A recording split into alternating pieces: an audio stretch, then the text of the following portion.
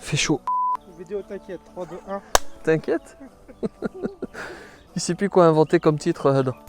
Je vais commencer par une petite blague, vous m'excuserez. C'est un fils qui va étudier. Il étudie notamment la philosophie. Il revient voir son père et il essaie de lui expliquer ce que c'est. Et le père demande une illustration, il lui explique que la philosophie c'est très profond, etc. Et comme illustration, il lui dit, tu vois le poulet qu'on est en train de manger, toi tu vois un poulet, moi j'en vois deux.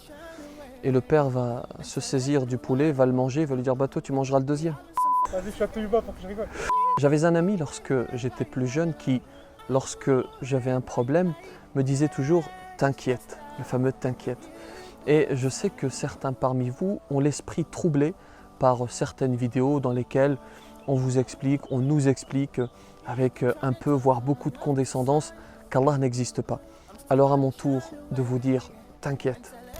Et puis on a toujours un collègue, un ami qui n'est pas de confession musulmane, qui n'arrive pas à ressentir l'existence, la présence du Créateur.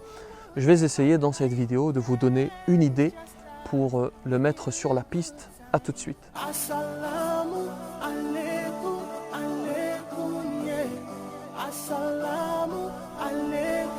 Bismillahirrahmanirrahim, assalamu alaikum wa rahmatullahi wa barakatuh. Imaginez un homme qui arrive dans un hôtel, il y entre et il trouve que l'hôtel, ou plutôt la chambre d'hôtel, est disposée très précisément comme chez lui. Il se dit c'est peut-être une coïncidence. Il ouvre l'armoire et il constate que l'on a placé tous ses vêtements dans cette armoire et qu'il y a tous les vêtements qu'il préfère et ils sont disposés comme chez lui. Encore une fois, il se dit c'est peut-être une coïncidence. Il se retourne enfin et il constate que l'on a préparé pour lui exactement le plat qu'il aime manger. Et là, il se dit, il n'y a pas de hasard, il y a quelqu'un qui est venu dans cette chambre et qui l'a préparé pour moi. Imaginez maintenant l'être humain qui arrive sur cette terre et qui trouve tout ce dont il a besoin pour vivre, de la nourriture, pour subsister, de l'air pour respirer. Et malgré tout, il se dit, c'est un hasard, il n'y a personne qui a préparé cela. N'y a-t-il pas matière à s'interroger? Imaginez maintenant un bateau qui va partir de France, qui va naviguer jusqu'aux États-Unis, qui va y faire escale.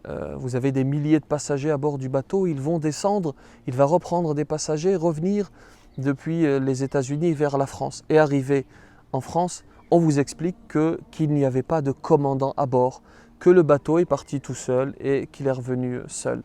Je suppose que vous n'y croiriez pas, n'est-ce pas?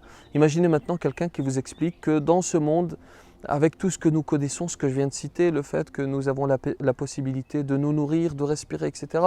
Cet homme vous explique que malgré tout, il n'y a pas de commandant, que tout est dû au hasard. N'y a-t-il pas, encore une fois, matière à réfléchir? Que la paix soit sur vous.